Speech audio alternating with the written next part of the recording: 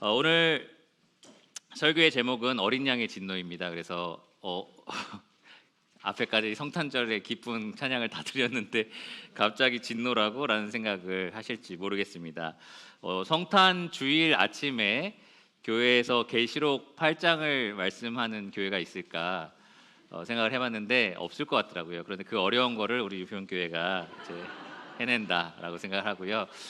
또 누가 이 진노라는 제목으로 주일 그 성탄 주일에 말씀을 전할까 하는데요. 제가 한번 해보도록 하겠습니다.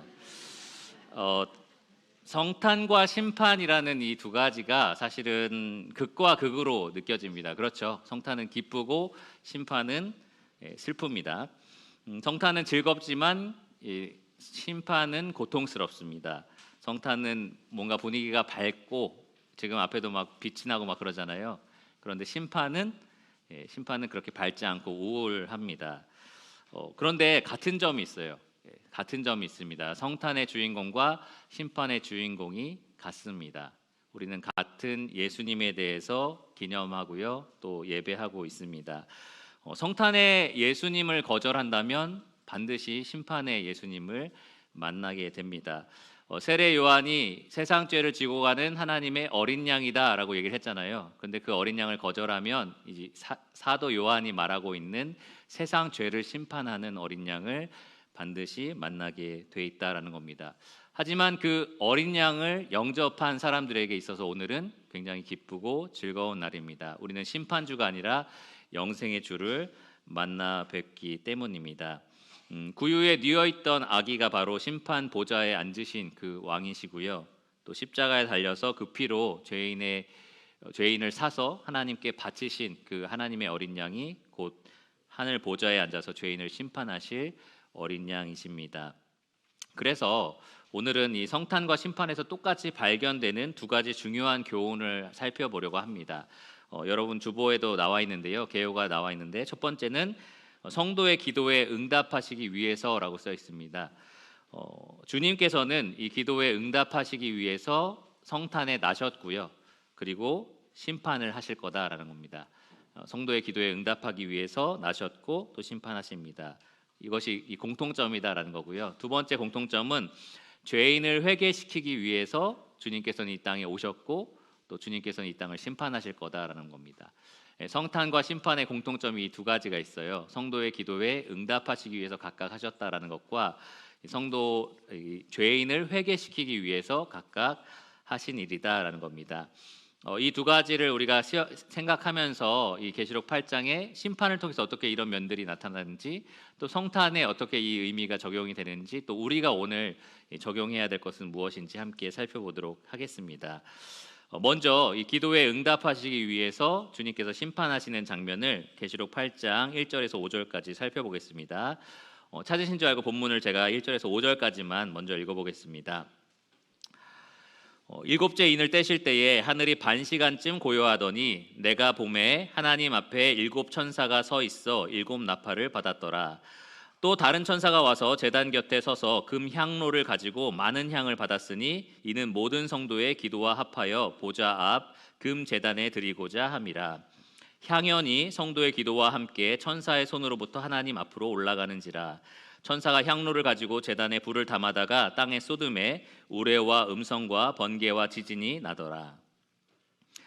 일곱째 봉인이 풀리고요. 이제 일곱 나팔의 심판이 쏟아져 내리기 전에 있었던 일을 지금 이렇게 기록을 하고 있습니다.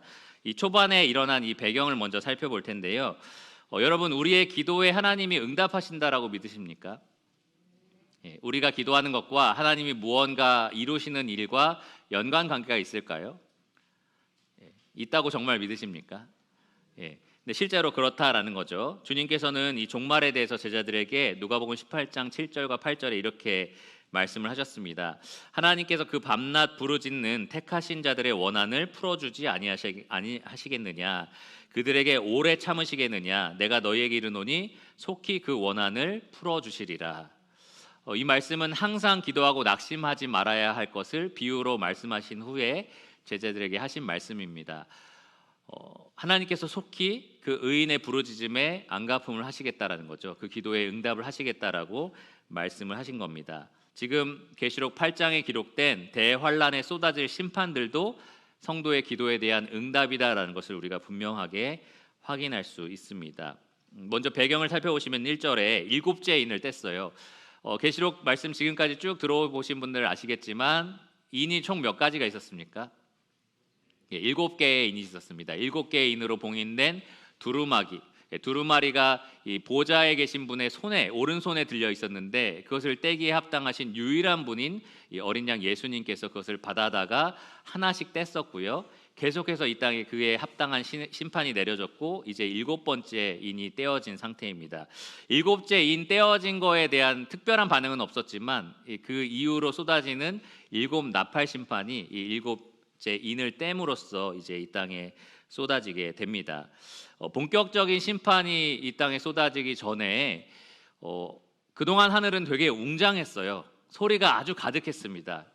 구원받은 성도들의 찬양 소리, 천사들의 찬양 소리, 24 장로들, 네 짐승들, 여러 수많은 천사와 천군들 모든 찬양 소리가 가득했던 그런 하늘인데요. 여기 1절을 보시면 하늘이 반 시간쯤 고요했다라고 기록이 되어 있습니다. 갑자기 잠잠해진 거죠. 이 침묵의 의미는 과연 무엇일까요? 여러분 왜 재앙 관련된 영화 보시면 큰 파도가 막 이 바다가 이제 넘어와서 집을 땅을 막 덮으려고 할 때 사람들이 그걸 바라보면서 아무 말도 안 하고 고요해지는 그 순간 있지 않으십니까? 그렇죠. 이 압도하는 심판, 이 재앙을 바라보면서 아무 말도 못 하는 거죠. 거기에 이제 기가 눌리고 이렇게 겁을 먹는 그러한 장면들이 영화에 종종 나옵니다. 마찬가지로 이 30분은 이 하나님께서 앞으로 쏟으실 이 심판, 그분의 주권적이고 권능 있는 그 심판이 너무나 두렵고 너무나 엄위하기 때문에 하늘에 있는 모든 존재들이 이제 잠잠하게 그것을 지켜보는 겁니다. 경외심을 가지고 지켜보는 장면입니다. 스바냐 1장 7절에 보면 세번역 성경에 이렇게 기록되어 있어요. 주님께서 심판하시는 날이 다가왔으니 주 하나님 앞에서 입을 다물어라. 그분을 경외하면서 그분이 하실 일에 대해서 두려워하고 기다리는 장면입니다. 침묵이 1분 이렇게 갈수록 이 공포가 점점 더 심해지는 거죠. 주님께서 앞으로 하실 일에 대한 두려움이 증폭되는 그러한 침묵이 지금 이 하늘에 있었습니다. 이제 요한이 본격적인 심판이 쏟아지는 것을 말하기 전에 굉장히 신비로운 장면이 여기 1절에서 5절까지 나와 있는데요. 요한이 2절에 보면 내가 봤다라고 직접 이야기를 합니다. 7 천사가 7 나팔을 받는 장면이었어요. 7 천사 앞에 정관사 더, 영어로는 더가 붙어 있는데요. 특별한 천사다라는 것을 의미합니다. 그래서 어떤 사람들은 이 천사들이 이 천사장, 아주 높은 계급에 있는 특별한 천사들, 여러분 잘 아시는 가브리엘 같은 그런 천사가 아닌가라고 생각을 하는데요. 정확한 정체는 알 수 없지만 중요한 것은 이들이 아주 중요한 심판을 수행할 그러한 임무를 맡았다라는 겁니다. 나팔을 지금 줬다라고 하는데요. 나팔이 의미하는 것은 이 성경에 보면 나팔을 통해서 여러 가지 신호를 주거든요. 전쟁이 일어났다라는 것을 알리기도 하고요. 이제 지파가 행진하게 된다라는 것을 알리기도 하고 특별한 하나님의 절기 때 나팔을 불기도 합니다. 그런데 여기서는 심판을 알리는 나팔입니다. 하나를 불 때마다 하나님이 정하신 심판이 이 땅에 내려지는 그러한 공포를 불러일으키는 나팔이었습니다. 여기까지가 배경이고요. 근데 여기서부터 이어지는 내용이 우리가 이제 찾을 수 있는 중요한 교훈을 얻는 대목입니다. 하나님께서 이 땅에 쏟으실 그 대재앙, 그 심판도 이 성도의 기도에 합하는 내용이었다라는 것을 우리가 발견합니다. 다음에 이어지는 그 천사 때문에 그런데요. 3절에 보시면 그 7 나팔을 받은 천사들 외에 또 다른 한 천사가 나타납니다. 이 천사는 지금 무엇을 가지고 있었다고 하죠? 금, 향로를 가지고 있습니다. 여러분 주보에 보시면 향로 그림이 있어요. 제단에 이렇게 조그만 항아리 같은 게 보이십니까? 금 제단 위에 조그만 항아리, 이게 이제 금 향로고요. 여기에 숯이라든지 불 같은 거를 넣어서 또 고운 향가루를 집어넣어서 하나님께 이렇게 지성소 앞에다가 태우는 그러한 예배를 구약 시대의 성전과 성막에서 드렸었습니다. 성전에서는 금으로 만들어지지 않았었지만 솔로몬 시대에 성막 때는 그랬지만 이 성전, 솔로몬 성전을 지을 때는 이 제단과 향로를 다 금으로 만들었었어요. 그래서 이 향로에 숯불과 이 여러 가지 불 그리고 고운 빻은 가루들 향을 넣어가지고 하나님께 이제 예배로서 드려지는 그러한 일이었습니다. 그 향로를 올려놓는 금 제단도 지성소 앞에 있었던 거죠. 마치 그와 같이 지금 천사가 금 향로를 가지고 있는데 금 제단 앞에 그것을 가지고 서 있었습니다. 그런데 금 향로에 많은 향과 더불어 무엇이 있었다고 되어 있어요? 여기 보면 모든 성도의 기도가 담겨 있었다라고 되어 있습니다. 모든 성도의 기도와 향이 담겨 있는 향로를 제단 앞에 드렸을 때 그것을 여호와 하나님께서 받으시는 장면이 여기에 이렇게 기록이 되어 있습니다. 여기 4절에 보시면 향연이라고 되어 있는데요. 향연은 무엇을 의미할까요? 연기를 말합니다. 연기. 연기가 지금 이렇게 피어 올라가면서 하나님이 그것을 기뻐 받으시는 장면을 여기에 기록을 하고 있습니다. 구약성경 레위기 26장 31절에 보면은 이것을 흠향하셨다라는 표현이 나와요. 하나님이 흡족하게 여기시고 기뻐 받으셨다라는 의미를 말합니다. 여기에 향이 의미하는 것이 이제 성도의 기도랑 지금 같이 연결되어 있는데요. 이것을 보여주는 장면 중에 흥미로운 장면이 예수님 이 나시는 장면과 연결되어 있습니다. 누가복음 1장 10절에 이 사가랴라는 제사장이 자기 반차에 따라서 지성소에 들어가 이 번제단에 향을 피울 때에 이 바깥에 있는 모든 백성이 기도했다라고 기록이 되어 있습니다. 향과 함께 모든 백성의 기도가 하나님께 예배로서 드려지는 그러한 장면이 신약 성경에도 기록이 되어 있는 거죠. 그런데 이제 그 이후에 여러분 무슨 일이 일어난지를 좀 주목하셔야 됩니다. 5절을 보시면 그 올라간 향연이 있었잖아요. 그리고 남은 그 향로에 불들이 있을 겁니다.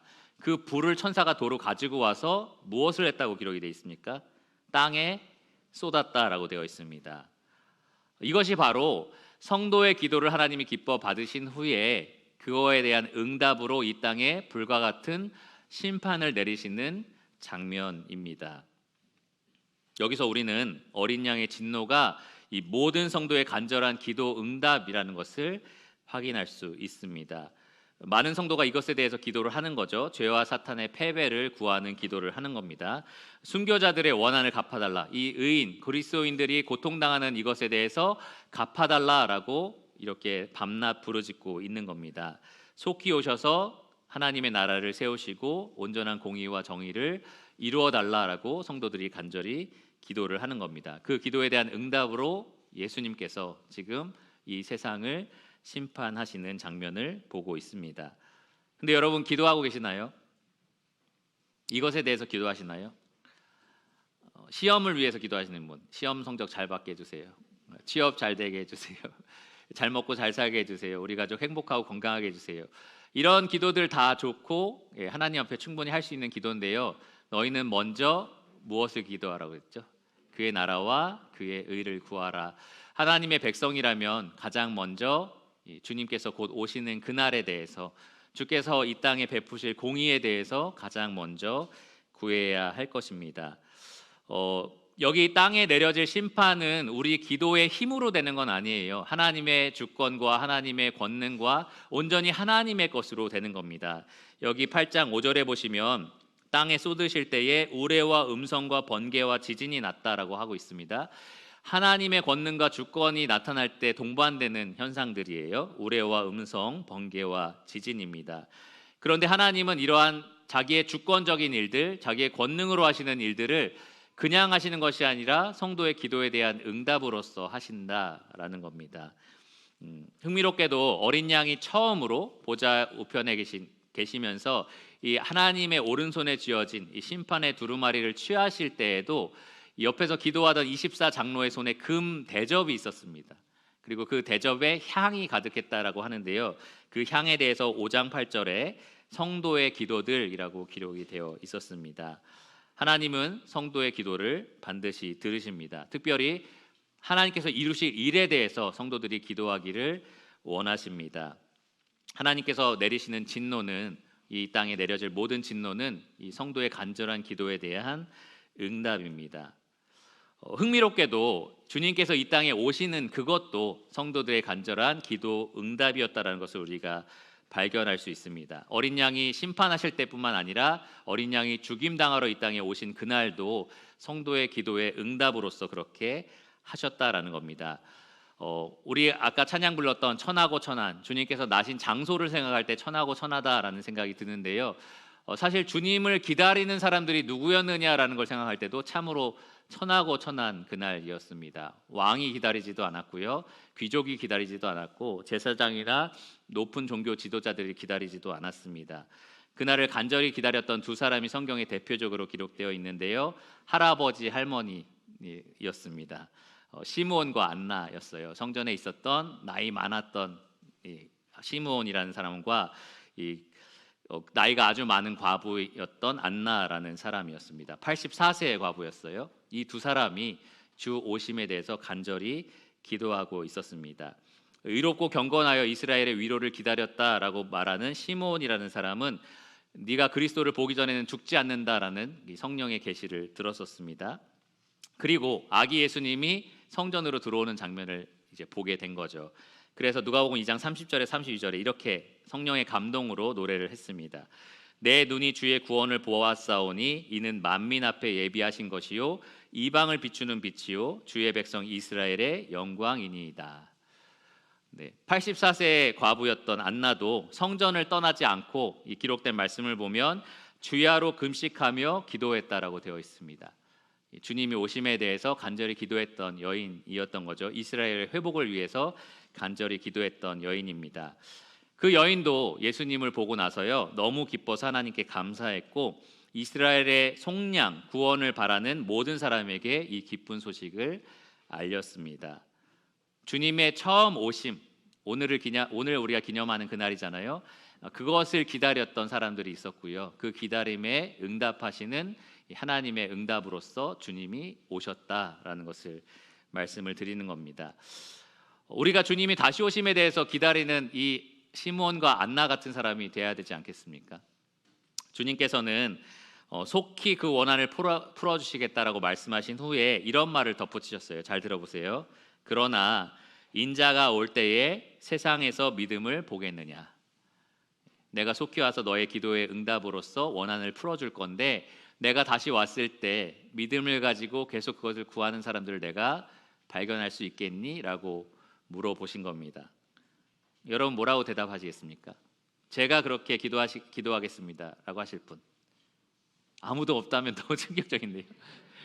제가 끝까지 주님 오시는 그날까지 그것을 구하면서 기다리겠습니다 라고 하실 분 계신가요? 모두가 그럴 거라고 생각을 합니다. 네. 안 들으신 분은 아니요, 나는 그냥 가족을 위해서만 기도할 건데요, 막 이러신 분 없겠죠. 그렇지 않을 거라고 생각합니다. 이 예수님의 질문은 주님의 초림을 기념하는 오늘, 그리고 주님의 재림을 기다리는 우리에게 아주 강력한 도전을 줍니다. 주님의 오심에 대해서 여러분이 과연 믿음으로 기도하고 있느냐라는 질문을 하는 거죠. 하나님은 성도의 기도에 응답하시기 위해서 이 땅에 오셨던 그날처럼 성도의 기도에 응답하시기 위해서 반드시 다시 오실 것입니다. 시므온과 안나처럼 여러분 주야로 그것을 위해서 금식하며 기도하는 믿음의 사람들이 되시기를 바랍니다. 먼저 그 나라와 의를 구하는 기도를 드리시기를 바랍니다. 오늘 애찬을 먹을 때도 주님 음식 주셔서 감사합니다 하기 전에 먼저 주님 빨리 오세요라는 기도를 항상 그거를 붙여야 된다라는 말은 아니에요, 주문처럼. 하지만 여러분의 마음의 중심에 그 많은 기도의 제목들에 앞서서 주의 오심에 대해서 기도하는 그러한 믿음을 가지시기를 바랍니다. 아까 제사장들이 이 향로에 숯불을 담아서 불과 숯불과 향을 담아서 지성소 앞에 하나님이 임재하시는 그곳에 이것을 바쳤다라고 말씀을 드렸는데요, 구약 성경에 보면 이것을 아침과 저녁 쉬지 않고 드리게 되어 있었습니다. 다른 불을 넣으면 심판을 받는, 그래서 죽은 사람들도 구약 성경에 기록이 되어 있어요. 그런데 여러분 아침과 저녁에 여러분이 드리는 기도라는 이 예배에 여러분이 이것을 기도하고 하나님께 구하는 그러한 향기로운 예배를, 향기로운 기도를 담아서 하나님께 드리시기를 바랍니다. 그렇게 계속 기도하시겠죠? 여러분 기도하실 거죠? 매일매일 그렇게 기도하시기를 바랍니다. 두 번째로는 죄인을 회개시키기 위해서 하나님께서 이 일을 하신다라는 겁니다. 본문 6절에서 13절까지 제가 읽겠습니다. 제가 읽을 텐데 여러분 이것을 들으시면서 이것이 이 땅에 실제로 펼쳐질 때 어떤 모습일까 한번 상상해 보시기를 바랍니다. 7나팔을 가진 7천사가 나팔 불기를 준비하더라. 첫째 천사가 나팔을 부니 피 섞인 우박과 불이 나와서 땅에 쏟아짐에 땅의 3분의 1이 타버리고 수목의 3분의 1도 타버리고 각종 푸른 풀도 타버렸더라.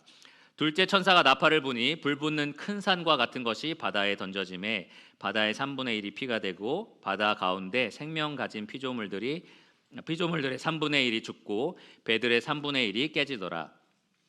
셋째 천사가 나팔을 부니 횃불같이 타는 큰 별이 하늘에서 떨어져 강들의 3분의 1과 여러 물샘에 떨어지니 이 별 이름은 쓴 쑥이라. 물의 3분의 1이 쓴 쑥이 되매 그 물이 쓴 물이 되므로 많은 사람이 죽더라.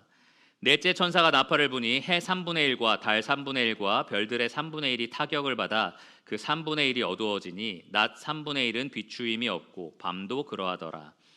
내가 또 보고 들으니 공중에 날아가는 독수리가 큰 소리로 이르되 땅에 사는 자들에게 화가 있으리니 이는 새 천사들이 불어야 할 나팔 소리가 남아 있음이로다 하더라. 네, 이 말씀을 지금 들으셔서 아시겠지만 약간 상징적인 환상적인 얘기가 아닌가라는 생각을 하실 수도 있습니다. 그래서 많은 주석가들이 이 내용을 상징이라고 설명을 합니다. 예를 들면은 이 불타는 산 같은 것이 바다에 빠졌다라는 이 표현을 가지고 로마 제국이 붕괴되는 장면을 묘사한다 이런 식으로 이제 설명을 하는 거죠. 그런데 이 본문을 문자적으로 자연스럽게 우리가 있는 그대로 이해를 한다면 그런 제국의 붕괴를 말하는 것은 아닐 거다라는 게 분명해집니다. 로마가 망했다고 해서 바다의 3분의 1 생명이 죽고 그러진 않았잖아요. 그러니까 그러한 일들이 이제 상징적으로 해석되는 것은 이 본문의 자연스러운 의미를 해친다라는 거죠. 근데 왜 사람들이 자꾸 상징으로 보고 싶어 하느냐? 그 이유에 대해서 뭐라고 말하냐면 창세로부터 지금까지 이런 일들 우리가 한 번도 본 적이 없다는 거예요. 한 번도 이런 걸 겪어본 적이 없고 이런 일이 그래서 일어나지도 않을 거다라는 생각을 하는 겁니다. 그런데 예수님이 마태복음 24장 21절에 제자들을 데려다 놓고 하신 말씀이 이렇습니다. 그때에는 큰 환란이 있겠습니다. 창세로부터 지금까지 이런 환란이 없었고 후에도 없으리라. 그러니까 우리가 인류가 전혀 경험하지 않았던 가장 큰 환란이 이날에는 반드시 이 땅에 임할 거다라는 겁니다. 여기 기록된 재앙은 신화가 아니고 실제고요. 상징이 아니라 주님의 예언이 성취되는 현실이 될 것입니다.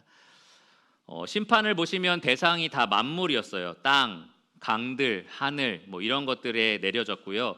그 결과는 각각의 3분의 1의 영역이 파괴되는 장면이 기록이 되어 있고요. 또 피조물들이 죽었다라는 기록이 있습니다.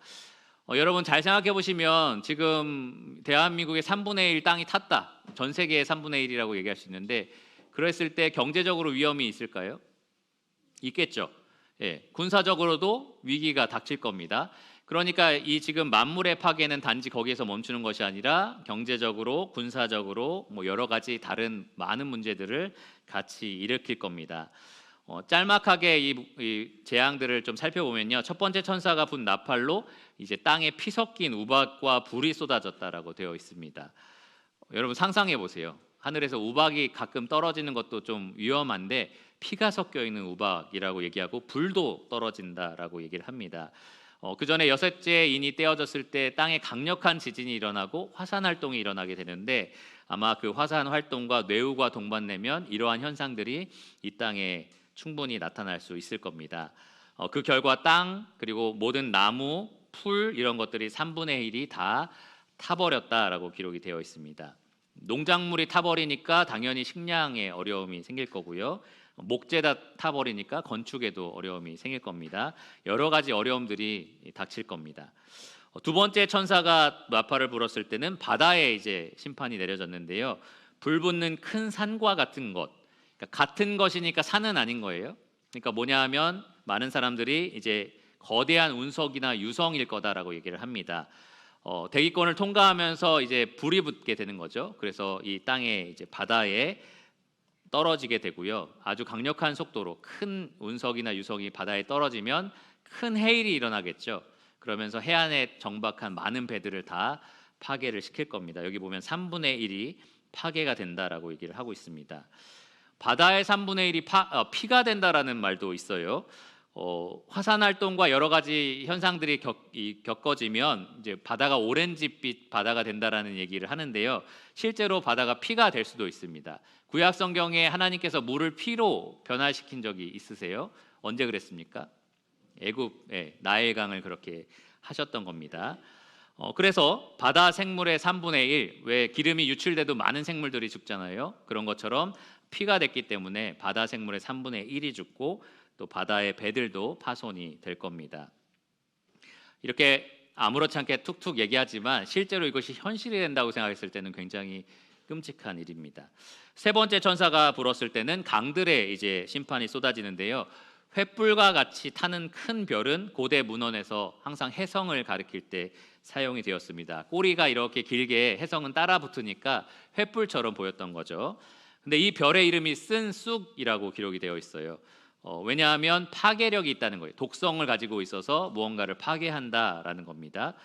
그래서 강들, 어떤 물샘들에 빠지다 보니까 그 물들을 오염을 시키고 결국 물의 3분의 1이 쓴쑥이 되어서 마실 수 없는 그러한 상태가 됩니다. 우리가 아무리 좋은 과학적으로 발전돼서 물을 깨끗하게 정화시킬 수 있다 하더라도 이런 것들을 다 이겨낼 수 없다라는 거죠. 그래서 많은 사람들이 그 독성이 있는 물 때문에 목숨을 잃게 됩니다. 생수 부족 때문에 여러 가지 다른 일들도 이제 생기게 되는 거죠. 마지막으로 네 번째 천사가 나팔을 불었을 때는 이 하늘에 영향이 있었습니다. 해와 달과 별들의 3분의 1이 타격을 받았고 빛을 낼 수 없는 3분의 1이 빛을 낼 수 없는, 그래서 실제로 비추임이 없다라고 되어 있어요. 낮에 3분의 1의 비추임이 없고 밤도 그랬다라고 기록이 되어 있습니다. 급격한 기후 변화, 기온 변화가 생기는 거죠. 해 없으면 형광등 켜고 살면 되지, 이렇게 생각하실지 모르겠어요. 근데 이런 활동하는 데 있어서 이런 불은 괜찮겠지만, 하지만 이 바깥에 있는 열이 없는 거잖아요. 그러니까 지구의 온도가 급격하게 낮아지는 현상을 겪게 되고요. 이상 기후나 이상 변화를 우리가 많이 겪게 될 겁니다. 과학자들은 만약에 이렇게 된다면 우리가 예상할 수 없는 폭풍이나 조류 변화, 기상 변화가 일어날 거다라고 얘기를 합니다. 많은 생명이 같이 파괴가 될 겁니다. 사실은 지구 온난화를 걱정할 때가 아니에요, 그렇죠? 지구가 이렇게 급격하게 온도 하락이 되는 것을 우리가 각오해야 됩니다. 지금까지 말씀드린 이 내용들이 막 소설 같잖아요, 그렇죠?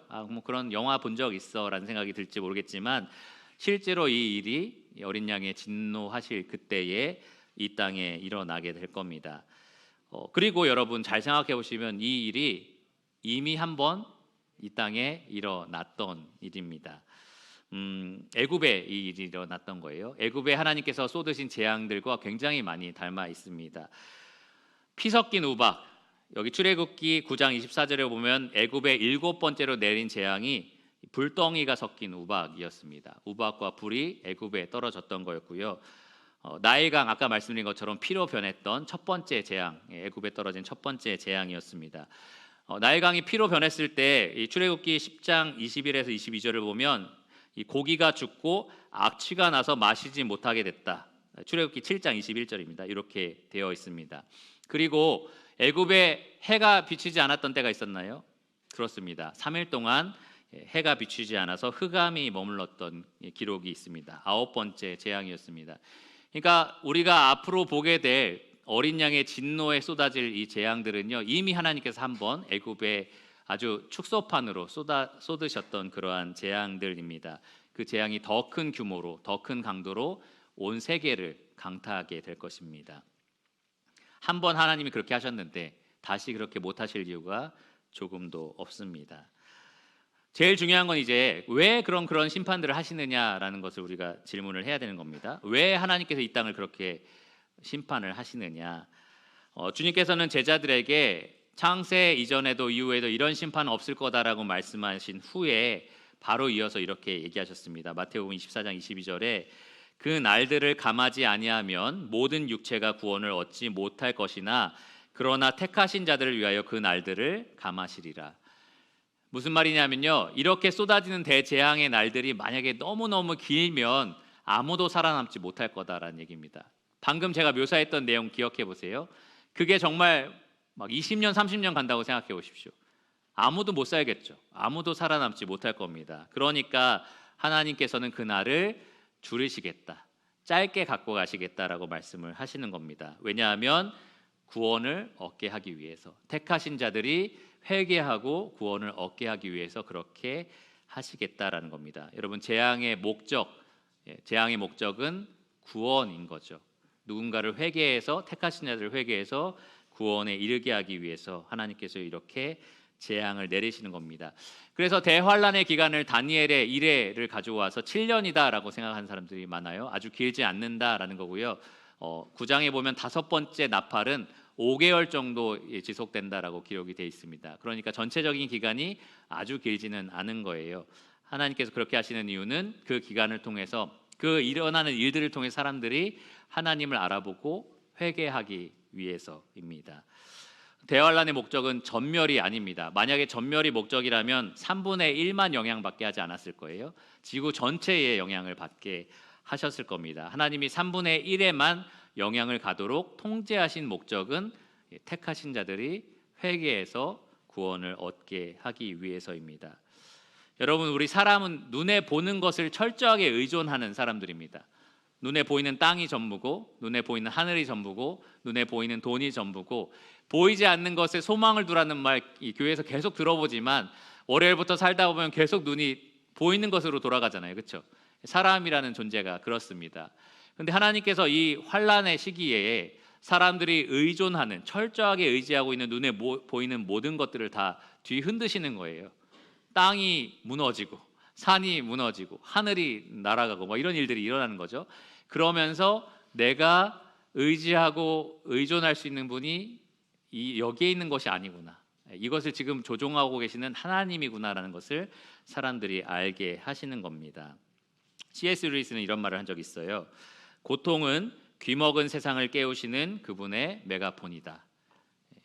고통은 귀먹은 세상, 우리가 영적인 것들을 바라보지 못하는 그런 귀가 멀고 눈이 먼 사람들이잖아요. 그런데 이러한 재앙이 있을 때, 고통이 있을 때에 우리는 마침내 눈을 떠서 이 모든 것을 통제하고 계시는 하나님을 바라보게 되는 겁니다.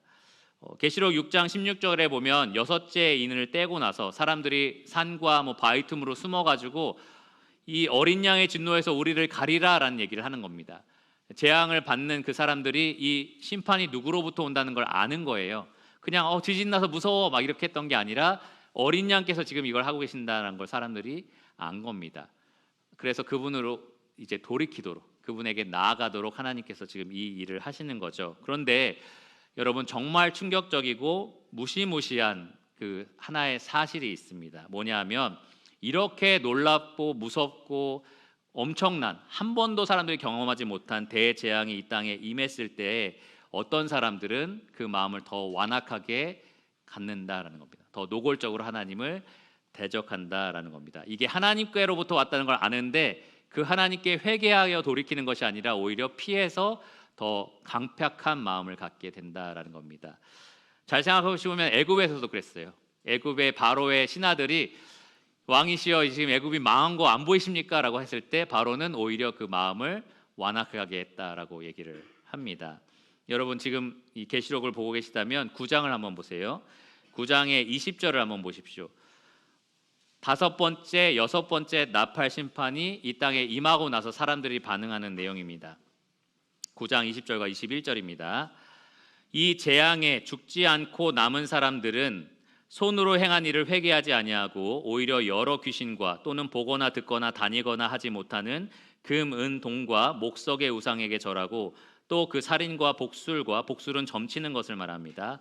음행과 도둑질을 회개하지 아니하더라.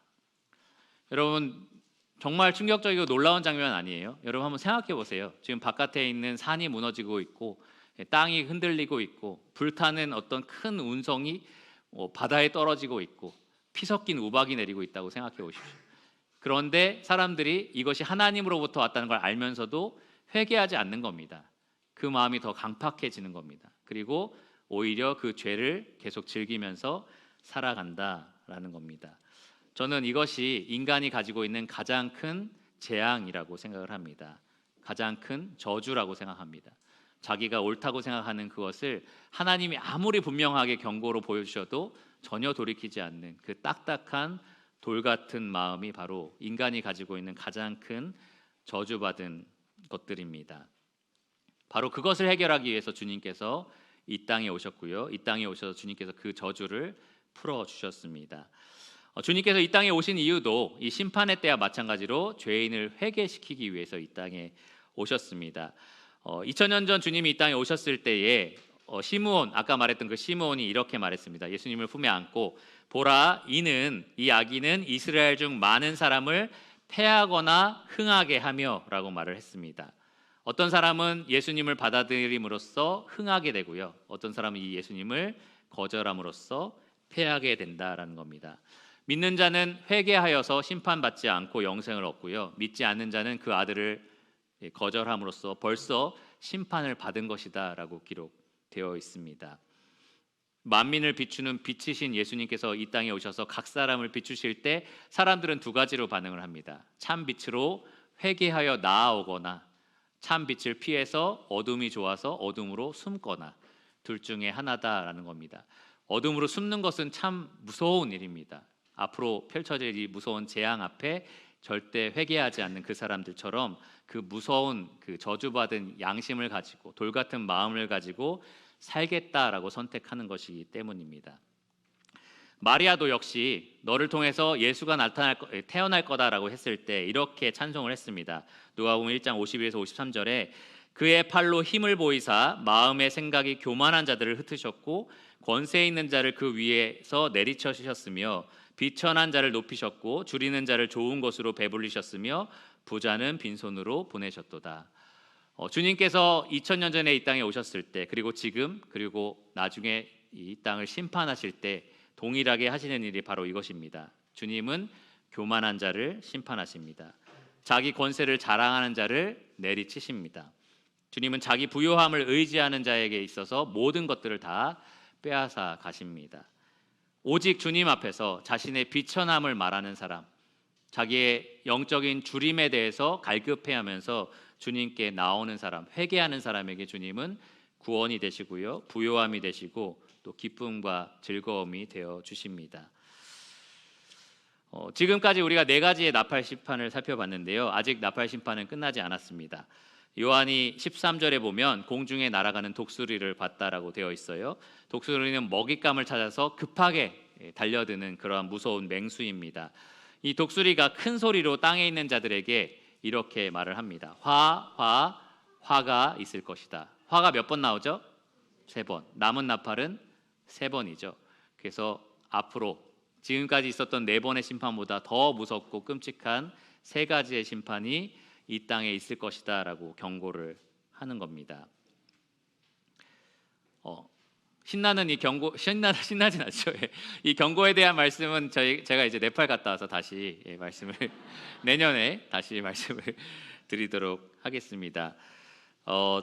성탄의 심판을 말하는 것 자체가 좀 유쾌한 일은 아닙니다. 그렇죠? 약간 어울리지도 않고 오늘 뭔가 기쁘고 즐거운 얘기 들을 것 같았는데 왜 심판 얘기해? 라는 생각이 들을지 모르겠습니다. 근데 아까 처음에 제가 말씀드린 것처럼 이 성탄의 주를 거절하면 반드시 이 심판의 주를 만나게 되어 있습니다. 이 땅에서 만나든 하늘에서 만나든 반드시 이 심판의 주를 만나게 돼 있습니다. 심판날에 여러분이 믿고 의지하고 의존했던 모든 것들이 다 무너져 내리는 것을 여러분 발견하게 될 것입니다. 끝까지 거부하고 도망쳐 왔는데 그 예수님께서 여러분을 결국에는 붙잡아서 심판하시는 그날을 만나게 될 겁니다. 그날이 이르기 전 아직 회개할 수 있는 오늘, 이 기쁘고 즐거운 날에 여러분 반드시 회개하시기를 바랍니다. 무엇보다도 여러분 마음이 돌같이 딱딱하게 굳어있는 것이 얼마나 무서운 일인지를 깨달으시고 이것을 부드럽게 해주실 수 있는 분은 아무도 없어요. 오직 예수님밖에 없습니다. 예수님께 내 마음을 부드럽게 하여서 주님을 영접하게 해달라고 간절히 구하시기를 바랍니다. 주님은 모든 사람이 회개에 이르기를 원하십니다. 여러분이 회개해서 주님께 나아갈 때 주님은 여러분의 마음을 바꾸시고 여러분을 자녀로 삼아 주실 겁니다. 자, 오늘 성도님들, 이 성탄을 맞이하시는 성도님들에게 두 가지 정도의 말씀을 드리고 마치겠습니다. 이 주님을 영접한 성도들, 그래서 이 크리스마스를 너무 기쁘게 맞이하고 있는 여러분에게 두 가지 모순되는 일이 있습니다. 그러니까 정말 주님의 오심을 기뻐하신다면 이 두 가지는 절대 하지 말아야 될 일이다라는 거예요. 첫 번째, 그분의 다시 오심을 구하지 않는 것. 주님의 오심은 너무 감사하고 기쁜데 다시 오심은 구하지 않는다? 모순이라는 거죠. 정상이 아니다라는 겁니다. 주님의 초림을 기뻐하신다면 주님의 재림을 반드시 기쁨으로 구하셔야 합니다. 두 번째, 다시 오셔서 심판하실 세상을 사랑하고 있는 것은 비정상입니다. 주님께서 이 땅에 오셨을 때 이 악한 세상으로부터 나를 구원하셨는데 내가 주님의 오심을 기다리면서 도로 그 세상을 사랑하고 있다. 이게 비정상이라는 거예요. 모순이다라는 겁니다. 그러니까 이 두 가지를 여러분 하면서 주님 오심을 기뻐하면서 메리 크리스마스 하면서 막 기뻐하고 이럴 수 없다라는 거예요. 여러분 정말 이 성탄을 기뻐하시고 즐거워하신다면 이 두 가지를 같이 가져가셔야 된다라는 겁니다. 주님의 오심을 간절히 믿음으로 구하셔야 하는 거고요. 또 두 번째로는 이 세상을 주님과 동시에 사랑하지 않는 것, 미워하는 것입니다. 아직 성탄이 좀 남았죠? 오늘 저녁까지 시간이 남았는데 이따 대잔치도 하게 될 거고 저녁에 저희 집에서는 또 청년들이 모여서 또 파티도 하게 되는데요. 여러 가지 활동들을 하면서 즐겁고 축구 활동도 있습니다. 여러 가지 하면서 즐겁고 기쁠 건데요. 여러분 중간중간 가끔 이렇게 생각하면서 좀 이제 한번 생각해 보시라는 거죠. 내가 주님의 다시 오심도 이렇게 기뻐하면서 즐거워하고 있는가? 그래서 그것을 계속 구하고 있는가? 생각해 보시고 또 내가 곧 불타버리고 주님께서 심판하실 이 세상에 마음을 두면서 살고 있지 않은가? 잘 생각해 보시기를 바랍니다. 그 두 가지 면에서 우리가 주님께 합당한 마음을 품는다면 오늘 이 성탄을 더 충족하게, 더 풍성하게 기뻐할 수 있을 겁니다. 그런 의미에서 우리가 모두 기쁘고 즐거운 성탄이 되기를 바랍니다. 기도하고 말씀을 마치겠습니다.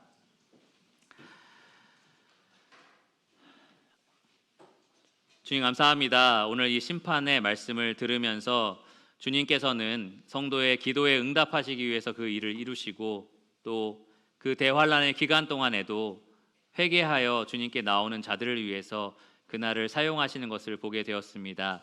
주님, 오늘 주님이 오신 날을 기념하는 성탄에 주님께서 우리의 기도에 응답하시기 위해서 이 땅에 오셨고 또 우리를 회개하여 자녀로 삼기 위해서 우리를 이 땅에 오셨다는 것을 또 생각을 해봅니다.